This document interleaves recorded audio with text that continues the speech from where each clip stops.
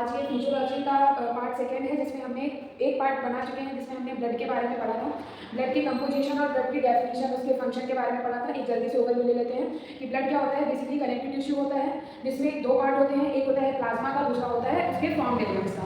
ठीक है, अब आती है ब्लड सेल्स, मतलब जो फॉर्म्ड एलिमेंट्स थे उसके बारे में बात करते हैं। तो क्या होता है, एरिथ्रोसाइट। फर्स्ट इज एरिथ्रोसाइट्स, मतलब आरबीसी। ठीक है, तो जो आरबीसी होती है वो कैसी होती है, बाइकॉन्केव होती है। कैसी होती है, बाइकॉन्केव होती है। बेस शेप की होंगी, बाइकॉन्केव होंगी। इनका डायमीटर लगभग कितना होगा, ऐसे 7.5 माइक्रोमीटर का होता है। इसकी जो थिकनेस होती है वो कितनी होती है, 7.5 माइक्रोमीटर।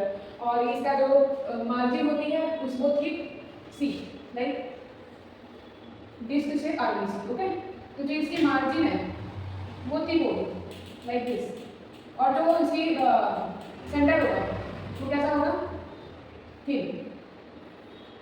कुछ ऐसा मान लेना कि क्या है, सेंटर जो है वो क्या होगा, थिन होगा, और जो उसकी मार्जिन होगी वो थिक होगी। Doesn't have nucleus. सही है कि इसको न्यूक्लियस की जरूरत भी नहीं है ना। कोई भी बॉडी का पार्ट वो वैसा ही स्ट्रक्चरली बना हुआ है जैसा उसका फंक्शन है, तो इसको न्यूक्लियस की जरूरत है ही नहीं। क्यों नहीं है इसको न्यूक्लियस की जरूरत, बिकॉज इसमें ऑक्सीजन को बनाना है। ऑक्सीजन बनाना है तो मतलब हीमोग्लोबिन बेसिकली बनाना है, नॉट ऑक्सीजन। तो जब हीमोग्लोबिन बनाना है तो उसके लिए क्या चाहते हैं आरबीसी, एरिथ्रोसाइट्स क्या चाहते हैं कि मुझे ज़्यादा से ज़्यादा स्पेस मिले, और अगर न्यूक्लियस आ गया तो फालतू में वो भी एक स्पेस ही घेरेगा ना। तो क्या होता है, इसके पास न्यूक्लियस वेरी इंपॉर्टेंट नहीं है। ठीक है, shape can be remarkably change into the almost any shape. मतलब ये क्या है कि इसका जो शेप है वो चेंज रहता है, अलग अलग रहता है।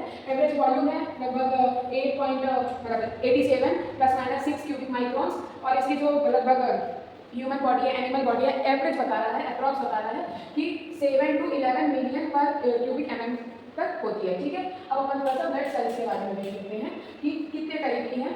सी like monocytes, eosinophilic, basophilic, lymphocyte, neutrophils, RBC, इन सब के बारे में डिटेल में पढ़ेंगे अभी अपन।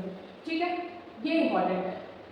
सी ये क्या है, मल्टी पोटेंशिएटेड हीमोपोएटिक, मतलब है ना, सी मल्टी पोटेंशिएटेड हीमोपोएटिक स्टेम सेल्स, इन्हें क्या कहते हैं, हीमोसाइटोब्लास्ट। ये जो होती है बेसिकली टू टाइप की होती है। पहला होता है माइलॉइड्स प्रोजेनिटर्स, और दूसरी होती है लिम्फॉइड प्रोजेनिटर्स। जो माइलॉइड प्रोजेनिटर्स होती हैं ये अगेन 4 पार्ट में डिवाइड होती हैं, लाइक मेगा कैरियोसाइट्स। अच्छा, मेगा कैरियोसाइट का वर्ड का मतलब सुनिए। मेगा यानी लार्ज, और कैरियोसाइट्स यानी न्यूक्लियस। मतलब जहाँ पे भी कैरियो वर्ड आ गया, प्रोकैरियोटिक, यूकैरियोटिक, प्रोकैरियोटिक जिनके पास प्रिमिटिव न्यूक्लियस है, पुराना है, यूकैरियोटिक जिनके पास ट्रू टाइप न्यूक्लियस है, कैरियोटिक, तो कैरियोट यानी क्या होता है, न्यूक्लियस। ठीक है, तो ऐसी सेल जिसके पास न्यूक्लियस बड़ा है तो मेगा कैरियोसाइट्स। इसमें इसका एग्जाम्पल क्या है, ट्रम्बोसाइट्स। ठीक, ट्रम्बोसाइट्स किसे बोलते हैं अपन, प्लेटलेट्स को। उसके बाद आता है एरिथ्रोसाइट्स, मतलब आरबीसी। मास्ट सेल्स, अभी अपने आगे पढ़ने वाले मास्ट सेल्स क्या होता है, और जो मैंने इससे पहले पैथोलॉजी की क्लास रखी, पैथोलॉजी का एक लेक्चर डाला था अपने चैनल पे, उसको आप सर्च करना, उसमें भी मास्ट सेल्स आपको मिल जाएंगी।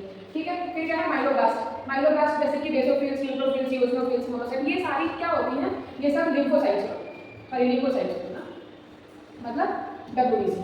डब्ल्यूबीसी की बेसिकली 2 टाइप की होती है, इसका अपन आगे पढ़ेंगे। एक बार बस ओवरव्यू देख लूँ कि जो डब्ल्यूबीसी होती है वो क्या होती है, 2 टाइप की होती है। एक होती है ग्रैन्युलोसाइट और एक होती है एग्रैन्युलोसाइट।